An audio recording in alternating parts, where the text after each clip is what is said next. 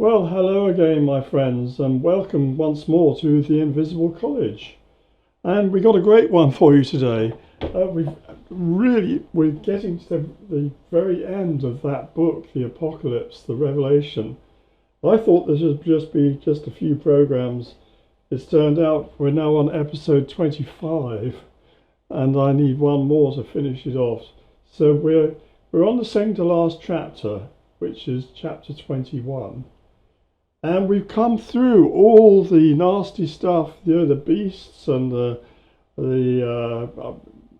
people being thrown into the lake of fire, the destructions, the bowls of wrath, all of that's past.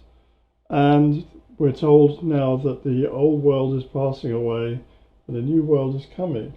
And we're into chapter 21, which is to do with the New Jerusalem. So I'm going to read some of this out to you, and then we'll go into it in depth, and I'll explain what it's all about, really. Then came one of the seven angels who had the seven bowls full of the seven last plagues, and spoke to me, saying, "Come, I will show you the bride, the wife of the Lamb." And he carried me away in the Spirit to a great high mountain, and showed me the holy city, Jerusalem, coming down out of the heaven from God, having the glory of God, the radiance like a most rare jewel, like a jasper, clear as crystal. It had a great high wall with 12 gates, and at the gates 12 angels, and on the gates the names of the 12 tribes of the sons of Israel were inscribed. On the east 3 gates, on the north 3 gates, on the south 3 gates, and on the west 3 gates. And the wall of the city had 12 foundations, and on them were the 12 names of the 12 apostles of the Lamb. And the one who spoke with me had a measuring rod of gold, to measure the city and its gates and walls. The city lies 4 square, its length the same as its width. And he measured the city with his rod, 12,000 stadia. Its length and width and height are equal. He also measured its wall, 144 cubits by human measurement, which is also an angel's measurement. The wall was built of jasper, while the city was pure gold, like clear glass. The foundations of the wall of the city were adorned with every kind of jewel.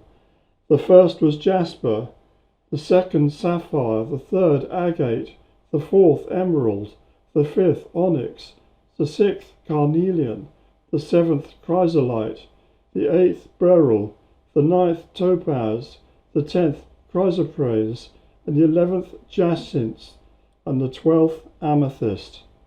And the 12 gates were 12 pearls, each of the gates made of a single pearl. And the street of the city was pure gold, like transparent glass. And I saw no temple in the city, for its temple is the Lord God, the Almighty, and the Lamb. And the city has no need of sun or moon to shine on it, for the glory of God gives light, and its lamp is the Lamb. By its light will the nations walk, and the kings of the earth will bring their glory into it. And its gates will never be shut by day, and there will be no night there. They will bring into it the glory and the honour of the nations, but nothing unclean will ever enter it, nor anyone who does what is detestable or false, but only those who are written in the Lamb's book of life. So that's chapter 21, and you can see it's quite complicated. It's talking about this vision of this great city appearing, coming out of heaven. And there are various numbers given to do with it, the 12 gates. And we're going to go into all of that. But what I want you to remember, as always with this book, is that we're looking at John's vision. And it's more like a dream. And we're not looking at some kind of spaceship coming out of space and landing, maybe in the middle of America or something. It's not that at all. It's talking about the manifestation of an idea, of an ideal, an archetype, and what that archetype is and how it works, we're now going to investigate. So, the Apocalypse of John, episode 25, the New Jerusalem. So, why is the New Jerusalem such an important idea? I've got a picture here of a typical temple of the ancient world, a Parthenon in Athens. In the ancient world, temples were not like churches. They were not places set aside for people to receive instruction. So you didn't go to the temple like going to church. The purpose was to house a statue of the god to whom they were dedicated. The temple was the house of this god. People came there to make offerings and ask for blessings. Inside the Parthenon, for example, there was a massive statue of Pallas Athene, the principal goddess of the city of Athens. Right, so you know about all the different gods and goddesses they had in Greece. She was the special one that they liked most in Athens. They also worshipped other gods there, particularly Poseidon, which is equivalent of Neptune, because they were seafaring people. But she was their special one, and she was considered to be the goddess of wisdom. And this was normal in the pagan world. Every city had its temple or temples, and these housed statues of the gods.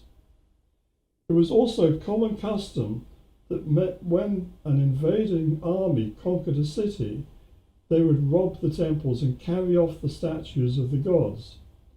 This indeed happened to Babylon in 1225 BC. The Assyrians captured the city and took away the statue of Marduk, the principal deity of Babylon. He was equivalent of Jupiter.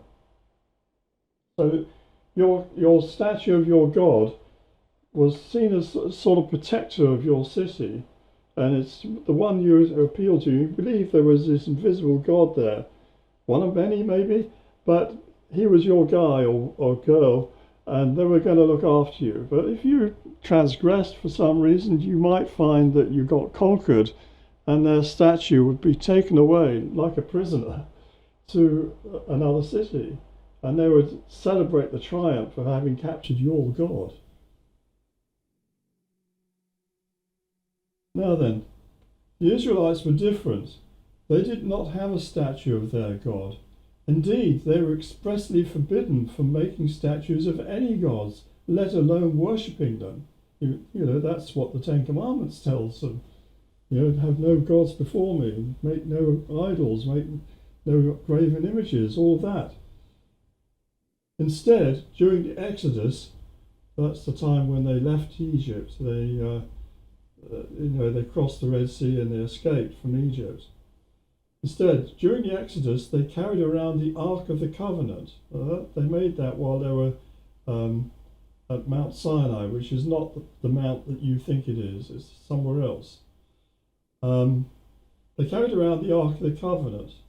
At certain times, the presence of God, the Shekinah, would sit on the mercy seat on top of the Ark. Now, we can only imagine what this must have looked like. The Ark had this seat called the mercy seat, the lid of this box that they can carry around. And there were two cherubim facing each other over the mercy seat. And you can imagine maybe a light or shining glow or electricity or something would manifest there. And it was actually very dangerous to be anywhere too near. It would be like one of those huge Tesla coils. And if you got too close to it, a great spark might come out and kill you. So they had this object, the Ark of the Covenant, and it was more than just a box. It was something that the Shekinah, the glory of the Lord, they call it, could sit on, and somehow, or some of them could speak to it and talk to it clairvoyantly and receive messages and information of what they should do next. So it's a kind of like a small version of the great thing that happened on top of Mount Sinai when Moses went up to collect the tablets of the law, and he saw God as a burning bush. Well, that burning bush is probably kind of electric force and sparks going up. Um, some kind of communication between heaven and earth, you could say. Anyway, we'll come back to that in other lectures. Anyway, they carried around the Ark of the Covenant. And then King Solomon, the son of King David, this is quite a few 100 years later, he built the first Jerusalem temple in 957 BC. Right, so that's quite a while later. The enclosed part of this temple was small. Yeah, it was not a great big place you could go into and kneel down and receive Holy Communion and listen to a priest. It was not like that at all. There was no statue of any god. Instead, it housed the Ark of the Covenant and a few other bits and pieces. There were a bowl of the manna that had come from while they were in the desert. And I think there was the showbread as well, which remembered their escape from Egypt. So there were a few things like that. And it was only one person, the high priest, could go into this inner chamber, and he could only do it once a year. And he could go in there to sprinkle some blood on the ark from a sacrificed lamb. So it was a ceremonial building, but it was really not a place where you went to worship. It sat outside, and there was a big plaza outside, and all sorts of stuff going out there, and things being sacrificed, and fires going on, a big bowl of water that the priest could wash their hands in. All of that was all outside, and this made up the temple complex. But the temple itself was essentially a very small chamber where the Ark of the Covenant was housed. And the point was simple. God himself, manifesting as a holy presence, himself lived in the temple. Thus Jerusalem was a holy city, and the country called Israel was his holy land. Now I want you to understand this. Instead of having a statue, which can't speak, can't do anything, it's just a lump of wood or stone or whatever, they have the living fire. There's this connection with the divine actually in the temple. So God was living in his temple, in his house. This was his house, and this was his land. That's why they call it a holy land. Now, incidentally, the Egyptians believed that the gods had lived with them in much earlier times, but they had left Egypt. They believed that Egypt had once been a holy land as well. They called it such. But because of their transgressions, they'd done wrong, they'd sinned, they got corrupted. The gods had left the temples, and they were left stranded, as it were. And what the Israelites were doing was something new. It was a renewal. And they were tasked with setting up a new holy land that was going to be. So I've been into that a little bit in other lectures, but we're going to get into this much further, certainly with the members of the college. But I want you to understand this idea that the temple in Jerusalem was something special. It was a place where there actually was a living presence of something deeply spiritual and very powerful, and that you had to treat with great respect.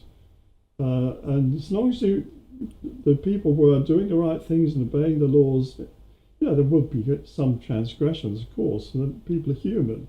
But as long as they were on the path, they were God's people, and he was going to live with them. But when they did transgress big time, then it all went wrong. Solomon's temple was destroyed by the Babylonians in 586 BC. The Shekinah, or divine presence, had already departed prior to this, and we're told that in the Bible. There was no statue for the Babylonians to take as a symbolic captive, and the ark had evidently been hidden away before they could get to it. Now, I'm sure you've seen the search for the Ark of the Covenant, the Raiders of the Lost Ark, Graham Hancock going off to Ethiopia looking for the Ark, other people looking for the Ark here, there and everywhere. I actually believe it's still in Jerusalem. It's hidden there, underground, and it will be revealed when the time is right. It will be brought forth, and things will be found in there that prove the truth of the Bible account. And people are skeptical, they scoff, don't they? This is all nonsense, this is all invention. Well, when the physical proof is brought out, the scoffers will have to swallow their words. And this will happen, I think, in quite soon. Maybe not in my lifetime, I hope so. Maybe not in my lifetime, but maybe in the lifetime of my children and grandchildren, they will see this happening. So, the ark had evidently been hidden away before they could get to it. However, they plundered the temple, that's the Babylonians, for its furniture and golden cups. These were taken to Babylon and later used faithfully at Belshazzar's feast. You know that Belshazzar has this big feast, and everybody's drunk, and they're drinking out of the cups from the temple at Jerusalem. Very insulting. And then a hand appears and writes on the wall, "Mene, mene, tekel upharsin." A mina, a shekel, it unbalances. That sealed the fate of Babylon, and that very night the Persians and Medes came in and they conquered Babylon and overthrew the Babylonian Empire. So that was a very important moment, because the Persians were then going to release the Jews to go back and rebuild their temple. The temple was partly restored after the Jews were released from captivity by the Persians. So it's not called a second temple at that time. It's a sort of, they restored it as best they can, the first one. And it was fully rebuilt at 8 times the size of Solomon's temple by King Herod. This was shortly before Jesus began his mission. Now, you've all heard of King Herod, the one who killed the children, and the wise men told him they were going to Bethlehem. Remember that? And he was completely nuts by that time, and was killing everyone left, right and centre, including his own children. But before that, he was a great builder.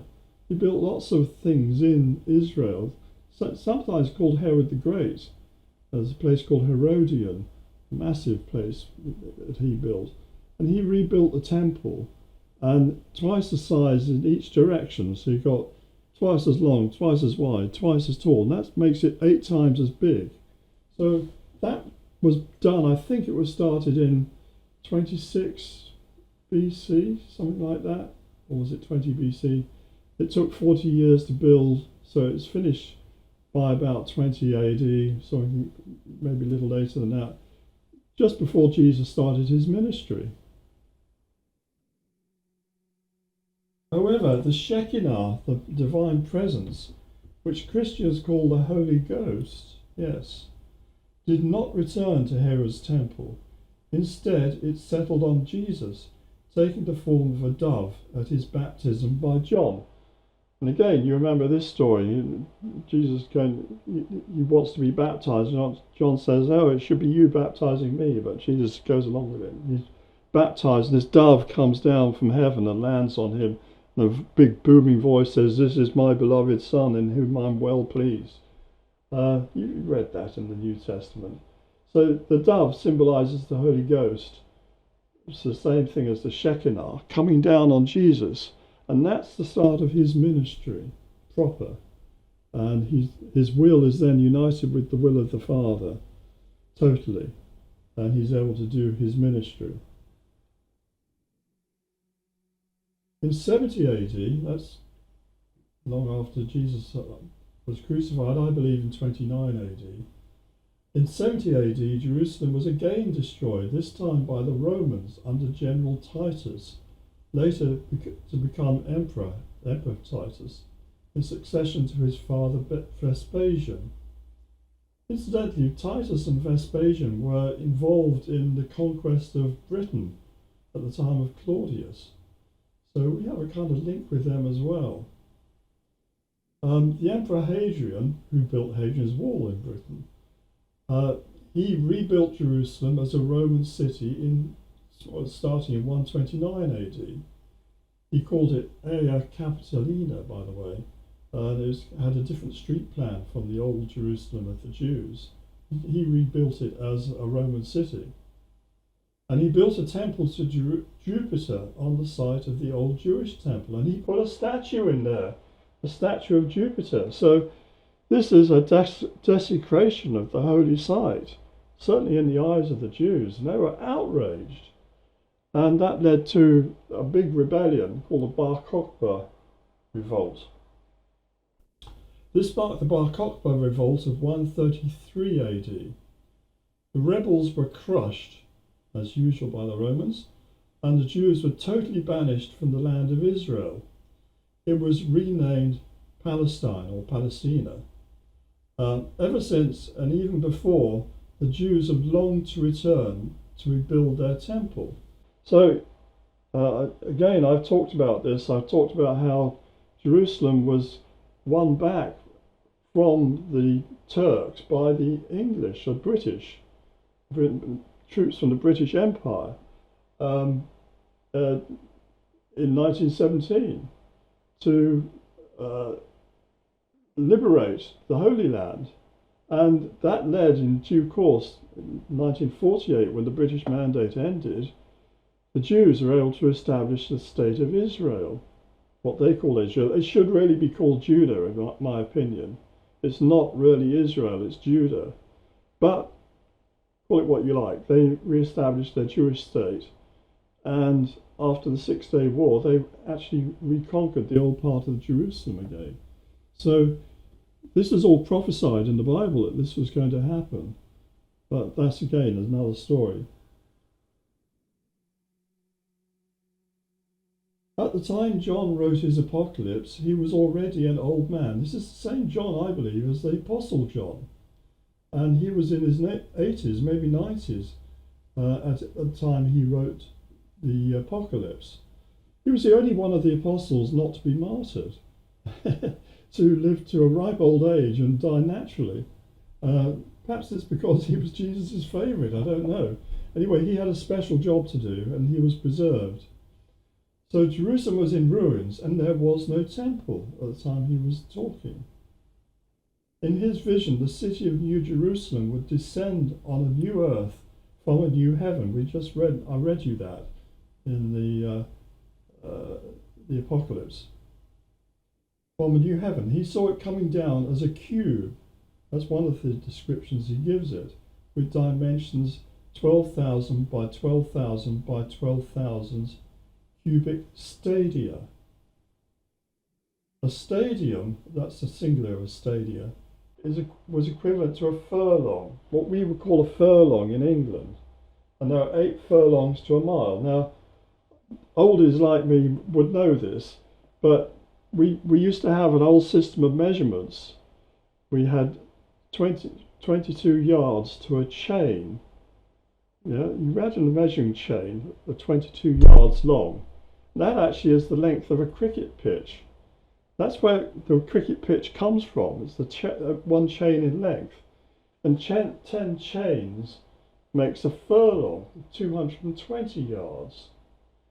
Using 22s is a very useful number if you're going to be drawing circles, because a circle with diameter 7 yards is automatically going to have a perimeter of 22 yards, and you can scale that up. So this was done a lot in ancient times when they were measuring out things on the ground plans using circles and squares. So you had 10 chains to a furlong and 8 furlongs to a mile. Of course, now they had kilometres. The metre is meaningless. It has no real substance to it. Ancient measures are all related to one another with geometric proportions and proportions of the human body and proportions to do with the measurements of the earth.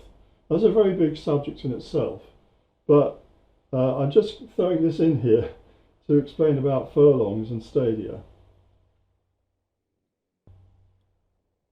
So the cube, this 12,000 by 12,000 by 12,000 stadia, would be 1,500 by 1,500 by 1,500 cubic miles in volume. So this is not a small city we're talking about in this description. It's talking about something massive. You're going to have to drop it into the middle of America or something to get it to fit. Even then you'd have problems because the Earth is curved. How are you going to sit it properly? So we're not really talking like this. These are symbolic measures. We're talking about an archetype. Now I should just say here, if you ever have a horoscope done, you probably think that's superstitious nonsense anyway, but if you ever do, for fun or whatever, you'll see they draw it on a circle with all the signs of the zodiac and the houses, etc. on the circle. In the olden days they didn't, they used to draw it on a square. So this would fit. It's like a horoscope in a sense. You've got three sides of the zodiac relating to each side of wall. So north, south, east and west. Each gate has its own precious stone assigned to it. The 12 gates represent 12 different pathways by which men and women can enter the city to journey to the centre. Each sign of the zodiac represents a different type and hence pathway. Now you may be thinking that's very superstitious of you, Adrian. It makes no difference when you're born what your sign of the zodiac is, but I think it does, and it's to do with the imprint that a baby receives at the moment of birth when the umbilical cord is cut. That's the start of that baby as an independent life, and everything kicks off with the first breath. And the baby starts crying. That's the beginning of your life, and according to the time of year you're born, it has a certain influence on you. And that's going to influence your outlook. And the way I like to think of it is that each sign of the zodiac is looking out through a different window, or perhaps you would say looking in through a different window. And they got different personality traits related to that. So I'm a Leo, right? So Leos are naturally a bit flamboyant, aren't they? They're a bit boasty, a bit proud, maybe. Can be kind people. Bit lazy maybe. You know what Leos are like. If I were an Aries, I'd be completely different. I'd be driving forwards, trying to start new things all the time. Well, hurry up, come on. And then getting bored very easily and not finishing anything. That's typical of Aries. Tauruses won't change. They won't change the way they're working. This is the way it has to be done. They're very methodical. They won't give up.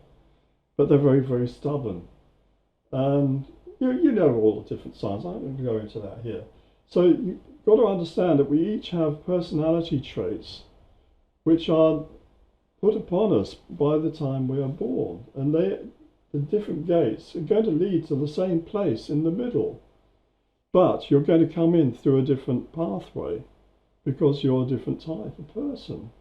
That's what this is saying. And that's why Jesus has 12 apostles.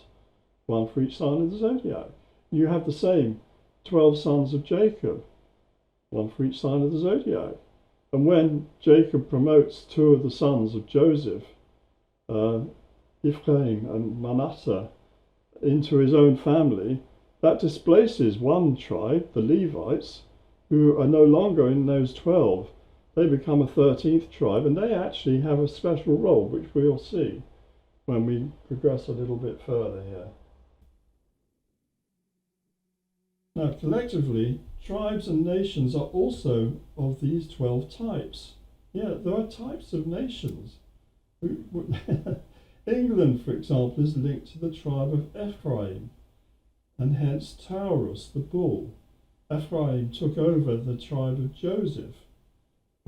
Joseph's share, you could say, and Joseph was a Taurus type. The bull, the type is John Bull. So we have this thing going on here, that's why nations don't see eye to eye so easily. That's why we're all divided all the time. We have different personalities, nationally as well as individually.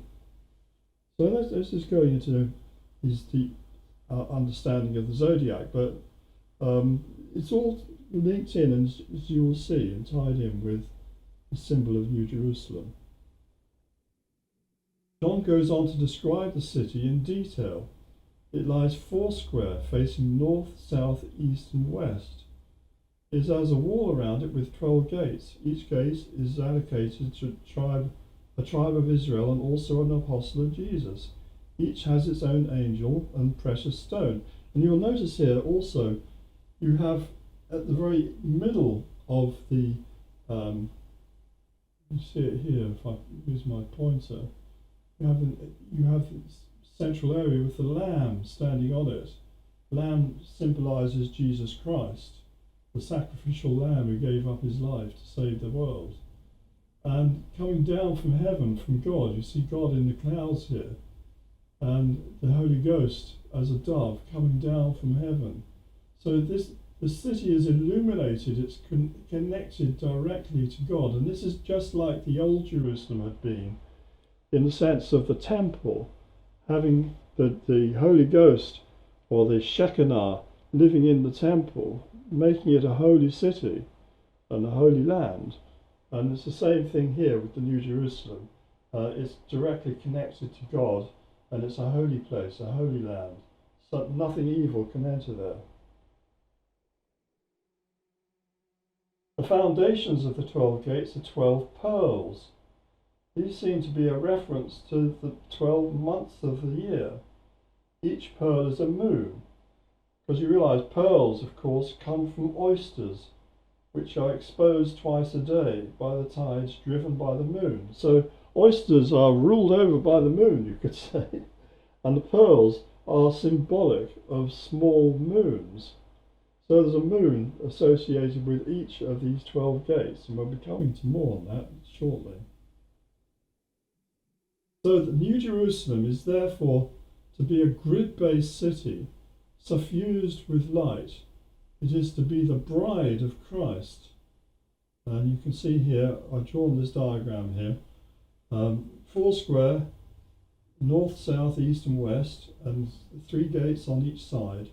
And those relate to, each one is a different tribe and a different apostle linked with those gates. Only those who are worthy, who have the mark of Jesus, and conversely don't have the mark of the beast has been thrown into the lake of fire already, will be able to enter through its 12 gates. So, you need to up your game. That's what this is saying. Don't think that there's no consequences for doing evil in this world. There are. You won't get into the city, which is reconnection, basically. That's what it's all about.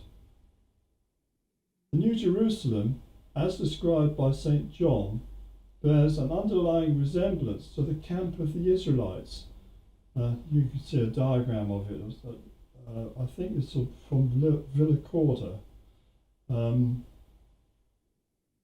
This is described in detail in the Bible in the book of Numbers, chapter 2. And again, it has the 12 tribes around the outside. And then inside, we have different branches of the Levites who are protecting the Ark of the Covenant, which is within this pavilion that they build up each night before they go to bed. They have to raise up this pavilion or tent for the Ark to rest in. And the main point to note is that the 12 tribes were to encamp as a protective zone. Yeah, so they form a protective zone around the inner zone where the Ark of the Covenant was kept in its tabernacle. Yeah, that's what they call the pavilion, the tabernacle. Why was this important? Now you can see another diagram of it here. It's more explicit. So we've got the tribe of Levi, the Levites, and then you have the Geronites, is that right? Merarites, Aaron and Moses, priests, and the Cohenites. They're all around the tabernacle, and the tribe of Levi, they're not a land-holding tribe like the other ones are going to be. They are a priestly tribe. So their job is to look after the Ark of the Covenant and the tabernacle. And the Ark housed not only the tablets of the law, but enabled the holy presence to manifest. I should add before I leave this that to be a priest in ancient Israel, you had to be a Levite. So this was like a miniature version of God on Mount Sinai. Through the ark, God gave guidance. It was very dangerous for anyone not authorized to come near it. So the Levites are kind of protected. So they can come there, but anybody else, it's very, very dangerous. Now, we're going to go into much more depth on this whole idea of the measures of Jerusalem. And one man who made a very deep study of the symbolism implicit in St. John's New Jerusalem diagram was John Michel. And I had the privilege of knowing John. I didn't know him that well. We met a few times and we exchanged letters. But, you know, I read at least some of his books and I know he read some of mine. So we had a relationship, although I know there were many people who knew him much better than I did. In my opinion, Michel's book, The Dimensions of Paradise, is a masterpiece. It was originally published as City of Revelation. And I have my own copy of City of Revelation, bought long ago, I'm very thumbed now. But John did me the courtesy of actually signing it for me. There you see, John Michel, he actually signed it for me. And I'm very proud of that. So this is a brilliant book. As I say, it's not called that anymore. It's called The Dimensions of Paradise. But if you want to know more about all this, I do recommend that book. In this book, he explores the meaning of St. John's vision of New Jerusalem using the tools of sacred geometry, metrology, and gematria, which is to say proportions and geometric shapes, relationships of units, of traditional units of measure, and how in certain languages, notably Greek and Hebrew, words are also numbers. What inspired John Michel to make this study was this book, The Canon, by William Sterling. And again, I have a copy of The Canon. Well, trying to work out which way to move things to show them to you. Anyway, this was republished. John Michel obviously had a very old copy of this book, and he got Garnstone Press, who published the first of his books, to publish this one. It has some very interesting diagrams inside it. We should be looking at some of these as we progress. Anyway, William Sterling's The Canon. This has nothing whatever to do with field artillery. Yeah, it's not a cannon like that. This canon concerns the body of accepted principles or rules by which sacred architecture was traditionally governed. So, you know, it's the laws, you could say, of architecture. In this case, it could be the laws of something else. What's canonical means that which is established as right, the right way of doing things. Sterling himself was a late Victorian Freemason. His book was first published in 1897, and this edition, with a foreword by John Michel, was published in 1974. The idea of a canon of measures was not something that was invented by either Sterling or Michel. And here you can see a sort of Vitruvian man diagram with a square inside a circle inside another square, and a man laid out as a cross within that square and that first circle. This is a Renaissance picture. You find many pictures like this from the Renaissance, who fell upon the books by a guy called Vitruvius. I'll say more about him shortly. It goes back to at least the time of ancient Egypt. That's the canon. Egyptians used units of measure based either on the idealized human body or the measurements of the earth. We looked at some of those with the cubits and the furlongs and so on. But we in England until very recently. I think it was 1973 or something, around about then. Edward Heath, who was our Prime Minister, abolished our traditional weights and measures. I think it was him, and brought in the accursed metric system. And I call it accursed because people who can only measure things or count in tens lose contact with numbers and their relationships one with another, and it divorces us from a lot of ancient wisdom which was recorded in these ancient measures. Something that's measured in sort of 3.146 kilometers or something has no meaning to us. It's only when you measure things proportionately that you can begin to see the wisdom implicit in certain shapes and buildings particularly. The Roman architect Vitruvius, 1st century BC, wrote about an esoteric code of architecture. His book was a big inspiration in the Renaissance. Instead, Vitruvius uses the idea of when things are properly proportioned, and in music too, it produces what he calls eurythmy. That's a free-flowing, a rightness, a grace to something. That's what eurythmy means. And by not using those measures, not proportionately measuring things properly, you end up with ugliness, you end up with disproportion, you end up with concrete blocks, what they call brutalist architecture of the 1960s, that doesn't bring us peace in our hearts. It's upsetting and unsettling and decadent.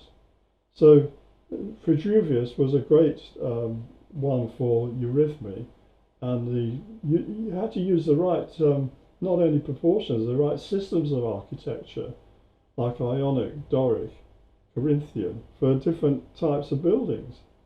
Anyway, that's another subject. Classical architects were required to learn the canon of correct proportions in order for their building to be not only beautiful but also pleasing to the gods. Here we see Cesariano's analysis of the front of Milan Cathedral. He was one of the people who was reviving Vitruvius. It reveals that the underlying plan is based on the ancient system of geometry called ad triangulum, in triangles. Triangles have this special proportion, so it's the equilateral triangles, you divide them down the middle, you get the root 3 proportion out of it. But that's another subject. Milan Cathedral is dedicated to the Virgin Mary, so ad triangulum was considered the most appropriate system to use. The Vescopices is related to the ad triangulum system, and that's to do with the female proportions. Stirling was very keen to demonstrate the way that architecture and art in general should be related to the proportionate orbits of the planets. And he's drawn here. In this diagram, he calls the Holy Oblation the outermost ring contained in a square. So you got this outermost ring in the square. He links that to Saturn, the orbit of Saturn, and in the middle is another square here containing this circle of Mars. And midway between Mars and Saturn is the orbit of Jupiter. So that's here, you can see the symbol of Jupiter. So you had that circle there. So he was trying to work out a system of measures based on the orbits of the different planets, and in particular the inner planets. So the Earth, which is unmarked, would have been in the middle here, because they believe that lies at the centre of a smaller square, the Sun travelling in an orbit around it. So here we see the Sun, Yeah, the sun goes around the Earth in the old system. We now understand better that the Earth goes around the sun, but that's how they thought about things in ancient times. And this is because ancient astronomy was terracentric, not solar-centric. Orbiting the sun are four circles representing the orbits of Mercury. I don't know why he's drawn the Venus symbol there. It should have the horns on it, the orbit of Mercury. And the period of its orbit is 88 days. So it takes Mercury 88 days to go around the sun. So it makes four orbits around the sun in 352 days. And that's close to 354 days, which is the length of the lunar year of 12 moons. So there is this relationship between these orbits of Mercury and the orbits of the moon, 12 of them in a year. Now here is a 13th century ivory carving using the same symbolism. It is from the Musée de Cluny in Paris. The lozenge in the middle is called a vescopitis, and I was telling you about that being a female symbol, or dish of fish. It bears the geometric relationship of 1 to root 3. So width there is 1, and then the length of it will be root 3 times that length. This is the basis of ad triangulum system of proportions. Esoterically, it symbolizes a vagina. You see that? A symbol of the feminine earth that gave birth to Jesus. Jesus is born of the Virgin Mary, of course, but Mary is also symbolic of the greater mother, Mother Earth, Mare. Mare meaning the oceans. That's why Mary is always dressed in blue, because she also symbolizes planet Earth, the greater mother. So Stirling saw this central portion of his Holy Oblation, that we looked at that just now, as the prototype for the many images of Jesus within a lozenge, surrounded by four circles containing the images of the four evangelists, Matthew, Mark, Luke and John. So the length of the square is given by this lozenge in the middle, and then the square, there's a squared circle going on here, and another square around it. We'll look at that in more detail shortly.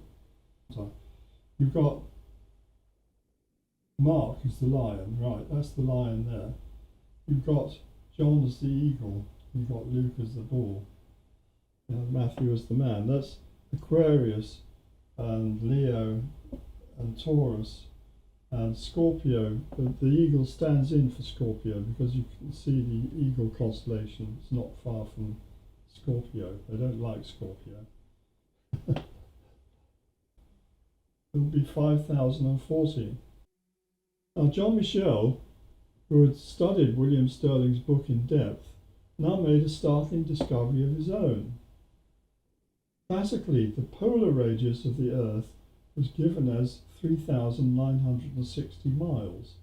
So from the centre of the Earth, if you were drilling down to the centre of the Earth, from say from the North Pole down there, it would be 3,960 miles. Plus the diameter of the Earth was 2 times that, 2 times 3,960. And that gives you a diameter of 7,920. So that's the diameter of the Earth, 7,920. The perimeter of a square containing the Earth would be 4 times that, or 31,960 miles. So you can see that the length of a side of the square is the same as the diameter of the circle that it contains, it touches. So 4 times the diameter of the Earth gives you the length, the perimeter of that square that will contain the Earth. So that's 31,960 miles. So keep that number in mind. Now, the radius of the Moon was given as 1,080 miles. So you see it here, I've marked it in red. can't see it very clearly, but 1080 is the radius of the moon. We've placed it touching the Earth. If you imagine the moon touching the Earth, then their combined radii come to 3,960 plus 1080. So from the centre of the Earth to the centre of the moon, as it's touching the Earth, gives you this figure, 5,040 miles. If we now draw a circle with its centre at the centre of the Earth and its circumference passing through the centre of the moon, then this circle has a circumference of 2 pi r. Remember that? But from long, long ago when you were doing geometry, 2 pi r. So that comes to twice times 5040, that was the radius, r, times 22 divided by 7. 22 over 7 is the first approximation to pi, the special unmeasurable quantity we call pi. It relates squares and lengths to circles. And that also comes to 31,680. So the length, the perimeter of that circle using pi comes to the same thing, 31,680. Divide that by 4 and it comes to 7,920, the same as the side of the square containing the Earth. So you can see that this bit of geometry using the moon and the Earth gives you the squaring of the circle. Now that's very important symbolically, because circles represent spirit, the intangible, the invisible. Squares represent materiality, that which crystallizes, that which you can see and touch. So this is the relationship between spirit and matter is being talked about here, and it's being related together by means of this diagram. And you're going to meet more of this diagram as we go on a bit further. It actually does what's implied in William Stirling's diagram he called the New Jerusalem. I know, because he told me himself, that John Michel regarded this discovery as his greatest revelation. He wrote many books, but he regarded this as the pinnacle of his achievement. Going back to John Michel was also very interested in the crop circle phenomenon, and even started a magazine on the subject called The Seriologist. He saw these sometimes quite extraordinary patterns as manifestations of higher intelligence coming down to earth in a way analogous to John's New Jerusalem. And I agree with him on this. I mean, I know there are people who say, oh, it's all man-made, we made them, it's all a hoax, don't think about it. Well, when you look at some of these complex designs, and they are complex, and there's no sign of where they would have to put different centres to mark out certain curves, and they'd have to have trodden all over the crop to make these things, and they'd have to do it in a very short period of time with a small team overnight. It's incredible. These things are miracles, I think. How they come about, I don't know. If I did know, I would tell you, but I don't. It seems to be some kind of angelic thing that's happening, that's being brought to earth.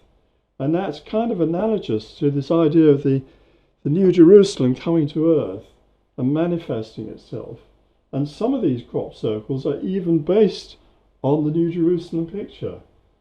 And other things too. So John was very, very interested in this, and he started a magazine about it. And here's a link to a very interesting lecture he gave in 2005. I will also put this link in the description below.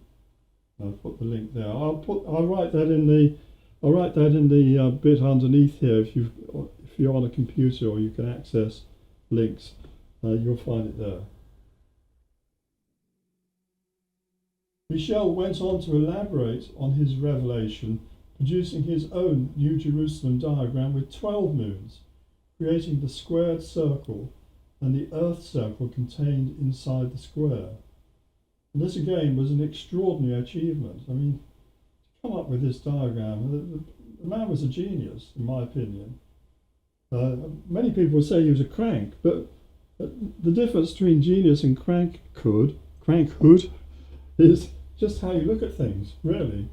All geniuses are cranks in the eyes of those who are not geniuses, who are living in a false reality.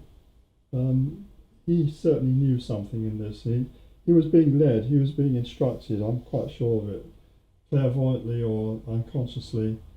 This diagram was put into him.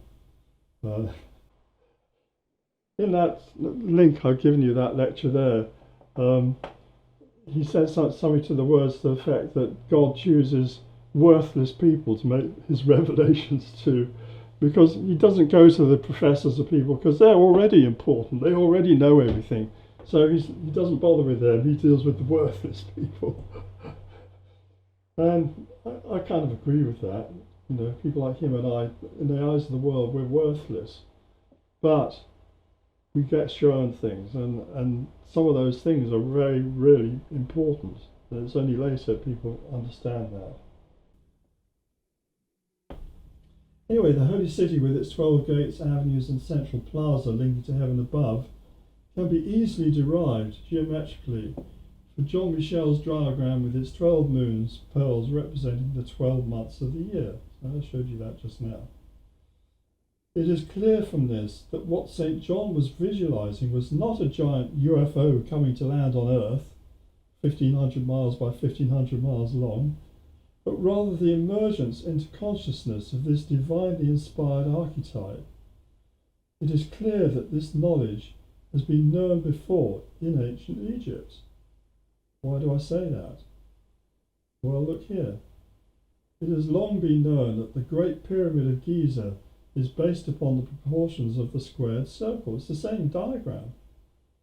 In other words, if you use the height of the pyramid as the radius of a circle, so that's the height of the pyramid. Imagine this is the pyramid seen sideways on. That's the height. If you then use that height to draw a circle on the ground, that circle will have the same perimeter as the square of the base. This only applies to pyramids of this type. That's pi pyramids, the Great Pyramid type. The central pyramid of Giza, the Khafra pyramid, is not of this type. It's based on the 3-4-5 triangle. And other pyramids are based on other triangles, but this is the perfect pyramid, the pi pyramid, which gives these divine proportions. As the Great Pyramid is aligned exactly north, south, east and west, the design is clearly based on the geometry of New Jerusalem. So it's a New Jerusalem symbol. And as I said, the Egyptians believed the gods had lived with them. So were the pyramids built as temples in the old sense of that's where the gods lived? Was there something inside the Great Pyramid? That's another sort of thought, isn't it? Where else to look for examples of the New Jerusalem pattern being used in antiquity? Well, one obvious site to check is Stonehenge, and here's a drawing of it. The most extraordinary monument in Europe, dating from the Stone Age and early Bronze Ages. I think the stone part of it was built around about 2100 BC. So that's more or less the time of the Pyramid Age, or near enough. The actual original circle in which this was built is even older than that. It's probably older than the pyramids. It goes back, I think, around 1,000 years earlier, 3100 BC, something like that. So someone put up these stones around about, we think, about 2000 BC, 2100, something like that. This was carefully surveyed, this whole thing, by none other than William Flinders Petrie. And I have a copy of William Flinders Petrie's, a facsimile of his book here. And you can see his diagrams that he drew. There's one of them. And there's another one as well. Where is that? Yes. And there's the diagram that I've shown you underneath, in the side. So this is genuine stuff, and William Flinders Petrie is the man. He was the father of modern archaeology. You know, he's the man, and he did a huge survey of Giza as well. This guy was quite something. Jean Michel was now to superimpose the essential plan of New Jerusalem on this site. Voila. Michel superimposed the plan of New Jerusalem on Petrie's survey of Stonehenge, and I've actually checked this, and it works. The result was quite extraordinary.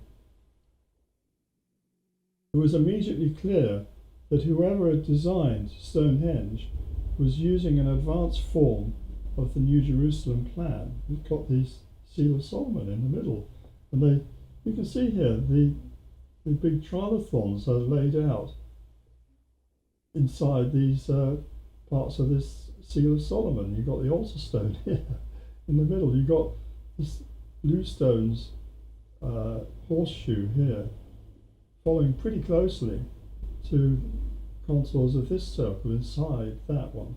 And then you've got this circle here of these bluestones all the way around in that circle. And then you've got the square that contains that circle. The squared circle of that is the trilithon circle. So the pattern's exact and it fits. What that tells us is this is a temple. In this case, the alignment was not towards cardinal directions, north, south, east and west, but rather the summer solstice sunrise. It was a solar rather than a terrestrial temple. So I think this temple was aligned to the sunrise at the summer solstice, because they were marking out the 4 seasons. Again, that ties in with this whole thing about the fixed signs of the zodiac. And probably at that time, when they were doing this, you would have had sunrise, I think I'm right in saying, at the summer solstice within Leo. So this would give you the connection, again, with the Matthew, Mark, Luke and John. Yeah, Mark is Leo in that plan. This would have been a Leo temple at that time. Now it would be aligning at the summer solstice with the rising stargate over the hand of Aquarius, of Orion. So that marks out the end of the age, actually. So that's another symbol we should be looking at to do with that. But this is clearly, all sorts of calendric things has been worked out to do with Stonehenge. But this is another level of it, is to do with marking out the ages. Interestingly, St. John's description of the New Jerusalem is not the only one in the Bible. In chapter 40 to 48 of Ezekiel, this prophet is given a tour of the city of New Jerusalem. His guide is an angel who uses a measuring reed of 6 long cubits. These cubits measure an extra hand, or 4 inches more than an ordinary cubit of 18 inches. Clearly, they're the Egyptian royal cubit of 22 inches. The angelic rod would therefore measure 132 inches in length, or 11 feet. And this would be useful if measuring circles using the 22/7 as pi. Now, again, I'm not making this up. I have another book here I got fairly recently, actually. It goes into depth into the temple of Ezekiel's prophecy. And this is done by another Victorian gentleman. I think they're very active, these guys. And this one is, oh no, it's later than that, 1921, this one. So it's another old book. And I found that diagram I've done for you in this book here. And I've counted around I have to confess I haven't read the whole book. It's very, very complicated and detailed and analytical. Ezekiel's description of Jerusalem is very detailed and difficult. And this bloke must have spent an age studying that. But I did count up on here, around here, the different vestibules, whatever they are, and then the entrances in between them. And there were 30. And that's very interesting because 30 is also the number of trilithons. The Sarsen circle, the lintels on it and the gaps in between them. So that actually corresponds with the New Jerusalem plan, this time Ezekiel's temple. So another extraordinary coincidence, you might call it, but why? I've always wondered why 30 of these lintels, not 36, if it was going to be zodiacal. Why do they have 30? Well, I think it's for this reason. It's to do with the movements of the moon, perhaps, but also the Ezekiel temple diagram. So the Sarsen circle at Stonehenge would originally have had 30 lintel archways. Similarly, the circle on the Ezekiel New Jerusalem diagram has 30 entry points. This indicates that Stonehenge was indeed a manifestation of the same archetype. Doesn't mean that the guy who put this together, or the architect, had read Ezekiel and said, right, let's put this one here and that one there. It means that he had the same inspiration coming to him, that he should do this, that this should be the plan. And they laid it out according to the plan, coming from God, or coming from the unconscious, you could say. Now then, let's get a bit more real and a bit more present. But the New Jerusalem imagery doesn't stop with the Great Pyramid and Stonehenge. This year saw the coronation of Charles III as the new king of the United Kingdom. The ceremony took place, as always, in Westminster Abbey in front of the tomb of Edward the Confessor. This area of the church is a square platform. The king has to The king has to make his oath of service to the nation. He receives the symbols of kingship and the crown. And he's given the crown, he has to sit on the chair, and then he's given the crown, he's given the sceptres, two sceptres, this giant sword. What was her name? I forget. She'd been carrying this right through the service. Mordaunt, yes. And she had to carry all this gigantic sword right through the service and showed great resilience in doing so. She had to present that to him. They bring him the orb, they bring him the sceptres, and they put a crown on his head, the whole works. But it's all done while he's sitting on the chair, and you see the back of the chair there, part of it. The Stone of Destiny is tucked inside, you can't see it because of his robe. And you've got this pavement that he's sitting on. And we're going to have a look at that now. So there you can see the chair a bit more. Coronation of British monarchs for nearly 1,000 years has taken place in this chapel. It's a religious rite. Yeah, I think William the Conqueror had himself crowned there after 1066. So it's nearly 1,000 years ago, in front of the tomb of Edward the Confessor, because William's claim to the throne was that Edward had said, you should inherit from me. He didn't have a blood right as such. So that's kind of what the modern monarchy relies on, or part of its justification anyway.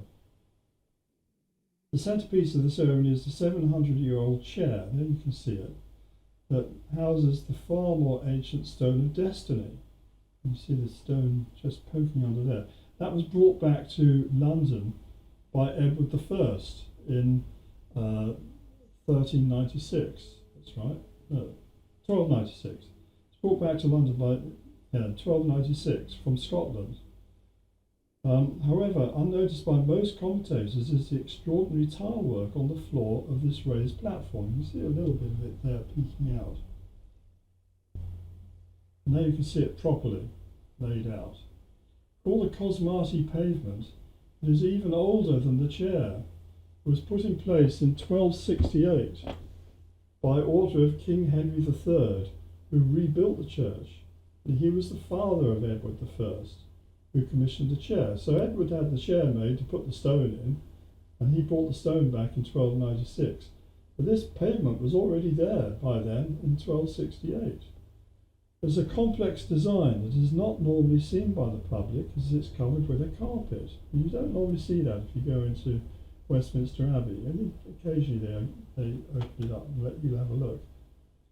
Design is said to be abstract, but when we superimpose on it John Michel's basic Earth-Moon diagram for squaring the circle, it gives up its secret. There's it. We see that the Cosmati paving is based upon the same ground plan of St. John's New Jerusalem. In other words, this most royal and holy part of Westminster Abbey symbolises the promise of New Jerusalem coming to earth. And I'm reminded here of England's true national anthem, which is New Jerusalem. There's the words, and I'm going to sing it for you. I hope I can do it. Let me just have a sip of coffee first. Da-da-da-da-da-da. And did those feet in ancient time walk upon England's mountains green? And was the Holy Lamb of God on England's pleasant pastures seen? And did the countenance divine shine forth upon our clouded hills?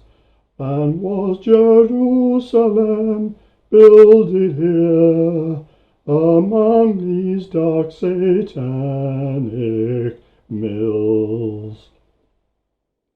Bring me my bow of burning gold, bring me my arrows of desire, bring me my spear, O clouds unfold, bring me my chariot of fire. I will not cease from mental fight, nor shall my sword sleep in my hand, till we have built Jerusalem in England's green and pleasant land. And that, my ladies and gentlemen and friends, is all we have to say, really, I think, about both England and the New Jerusalem. There is this yearning for Jerusalem to manifest here on earth, this symbol of balance, of harmony, reconnection with the divine. So the hope is that one day it will manifest again, God's blessing will descend. And here we have an image right in the middle of Westminster Abbey, where the kings and queens of Great Britain have been crowned for 1,000 years on a seat with a special stone. I'll be doing programs on that in due course. It's calling for the blessings of God. That's a huge thing to be said and done right there in the middle of London. And as a true-born Englishman myself, I wish that would come true, would happen for us. So there we have it, ladies and gentlemen. I hope you enjoyed this little lecture. I'm going to do one more on the book of Revelation, covering the last chapter, 22, and I'll also do a little summary of what's gone before.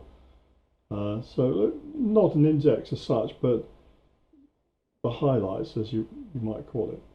So thank you very much for your time, and look forward to talking to you again.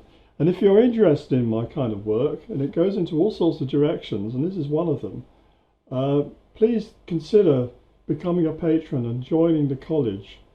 I've set it all up. I'll put the link underneath here again, patreon.com/Adrian G. Gilbert, if you're interested. And we also have many other lectures on YouTube, but I'm doing special lectures for members only, and these will be going even deeper. So thank you very much for your time, and I look forward to talking to you again. Goodbye.